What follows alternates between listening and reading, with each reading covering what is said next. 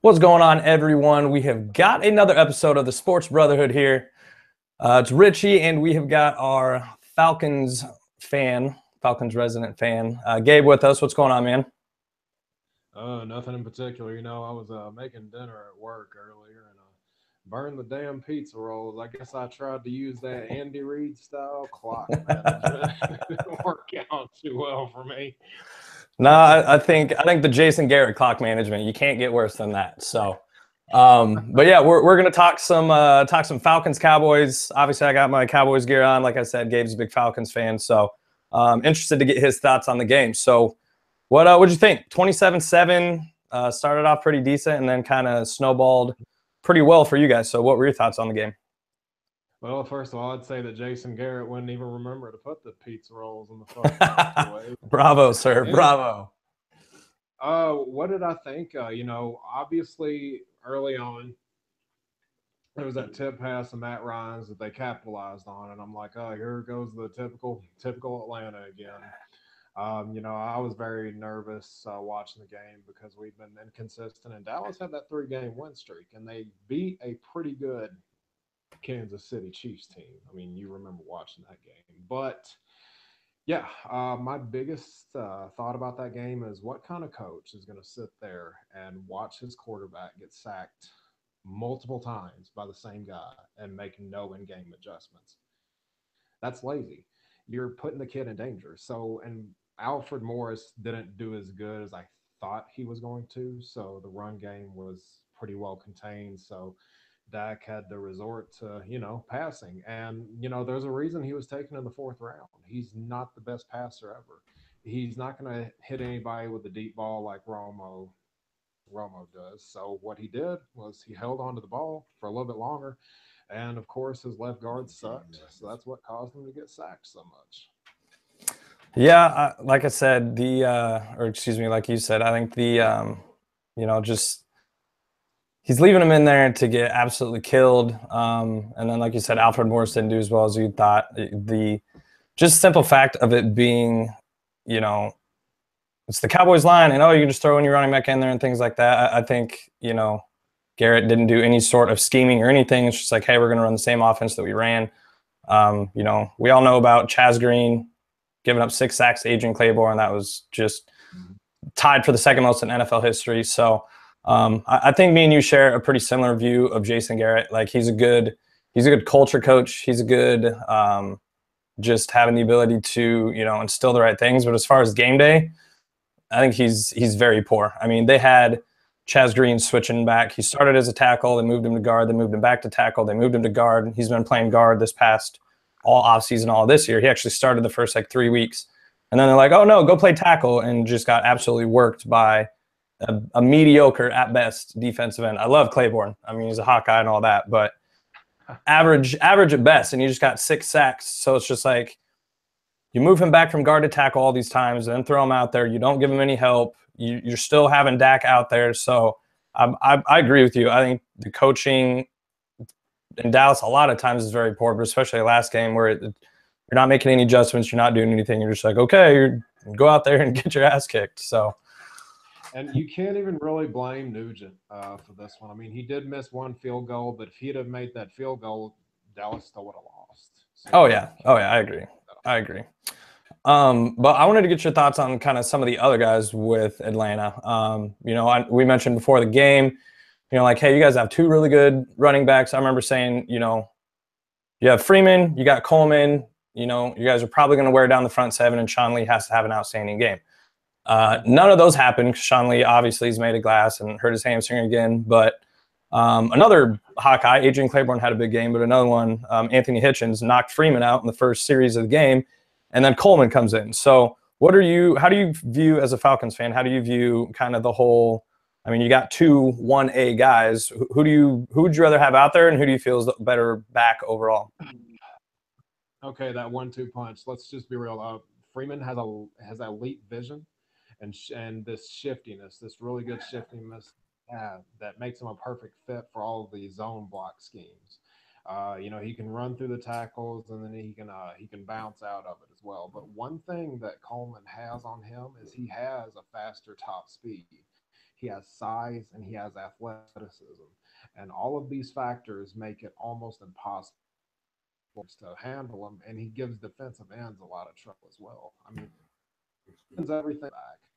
But Coleman has done a fantastic job of stepping up. And to be quite honest with you, I haven't seen enough out of Ward to really get a good analysis out of it. Yeah, I didn't, obviously with Freeman out, they had Ward come in as the second halfback, but I don't know that I'd ever seen him play before, so I'm totally in the dark on him. But two other guys that played absolutely huge games is Taylor Gabriel, who can absolutely fly, and then my fantasy football tight end Austin Hooper, which I thought, he's kind of one of those guys that I think he's second-year player, kind of building to maybe be one of those next top pass catching tight ends. So, what's your thoughts on just kind of the surrounding talent outside of the well-known Julio and Matt Ryan?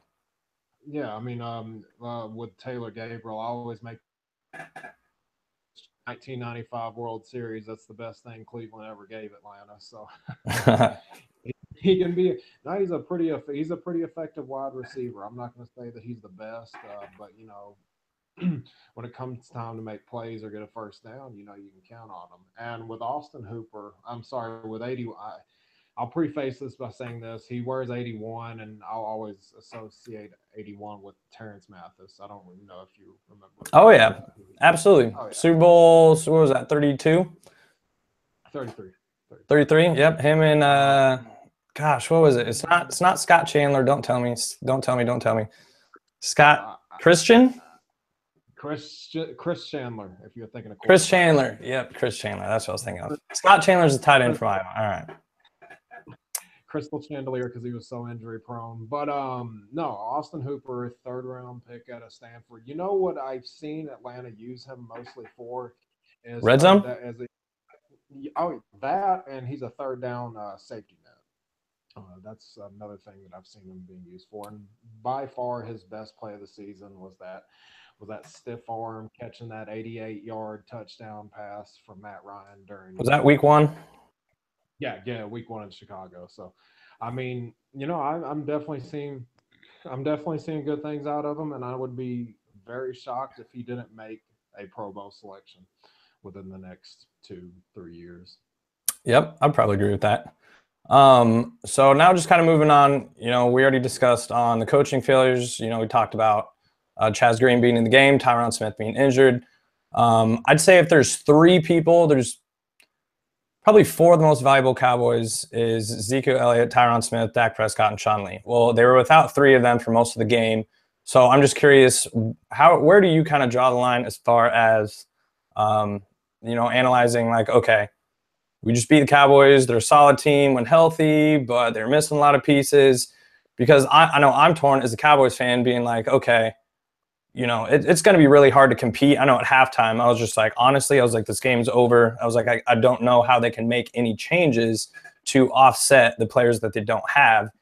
And they ended up running away with it. But at the same time, it's like, okay, every team has injuries. I mean, Philly lost their left tackle on Jason Peters.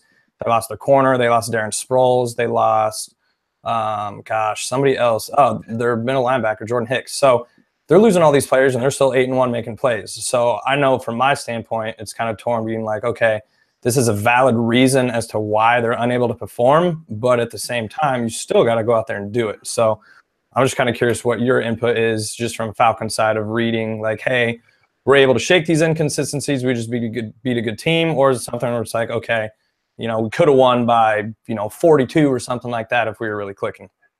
So you're asking me about the Atlanta side of things. Yep, correct. Yep. All right, so there's 3 big things from this that I see of why we shake the inconsistencies and what works. 1, audibles. They're working. 2, the no huddle is working as well. The no huddle is honestly what won us that game against the New York Jets. And 3, allowing Matt Ryan to call his own plays. Now, a common complaint that I've heard about Matt Ryan throughout his career is inconsistency. Half right, somewhat. But he also hasn't had consistency in coaching staff either. He's been through quite a bit of offensive coordinators and quite a bit of coaches as well.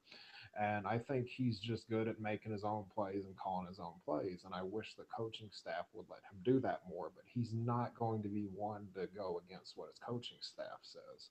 So all he can do is execute what he's told from Steve Sarkisian. And, Do you you know, do you like Sarkisian as an OC or? no, no. Most Falcons fans are going to say that.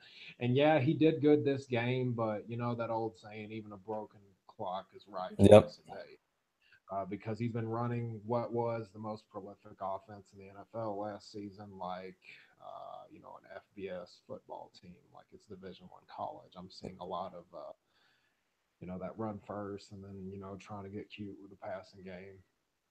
So no. Yeah, you guys were unstoppable last year, and I always get them confused. McVay was with Washington, and you guys had oh my gosh, not Schottenheimer. Was it Schottenheimer? What's his name? I can't. Coach of the Niners now, not Schottenheimer.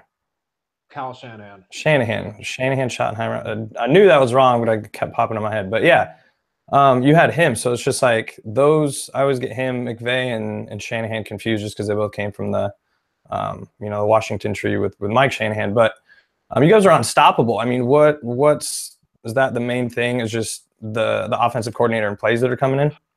Yeah, I mean, we didn't really make any changes within the offensive personnel. We were able to rework a lot of the contracts to where we were able to keep these guys, some of them for at least another season.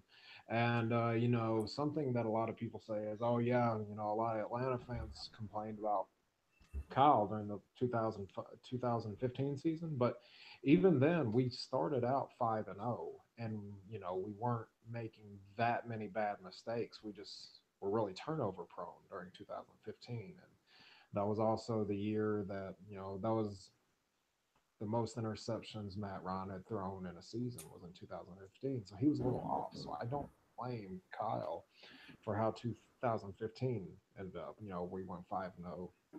And then 8-8. I just see no inspiration or consistency in Sarkisian's offensive play calling at all. Yep, that is fair. So just kind of wrapping things up, what do you foresee here going forward for the team? Do you think they make, obviously they still have a shot at the division. The Saints have 2 losses. You guys, I believe, are you guys at 6-4 now? Oh God, no! I wish 5-4.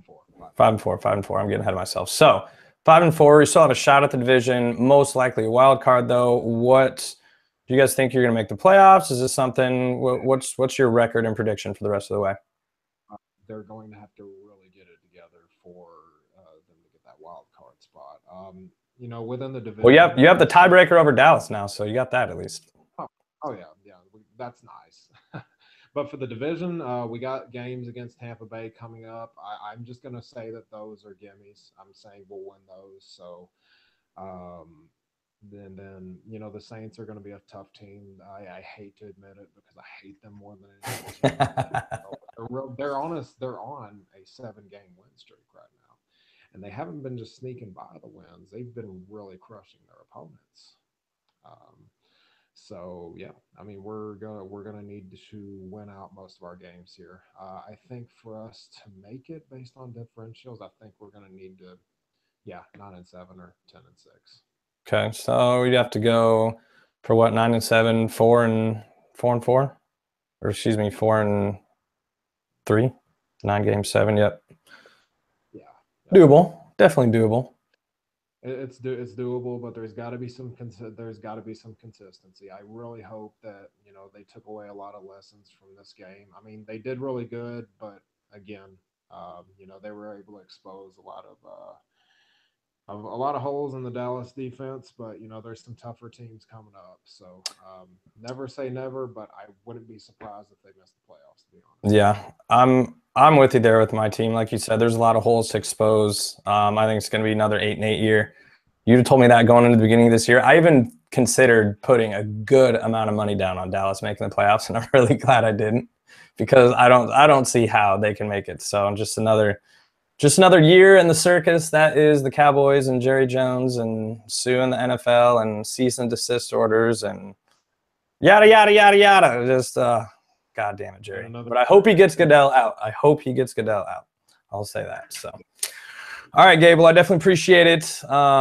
You know, anytime you want to come back on, talk Falcons, anything else, you know, obviously got an open invite, but definitely appreciate the time, man. You too as well, Mr. Richie, and you have a wonderful rest of the night. Yep, you too, man. We'll see you.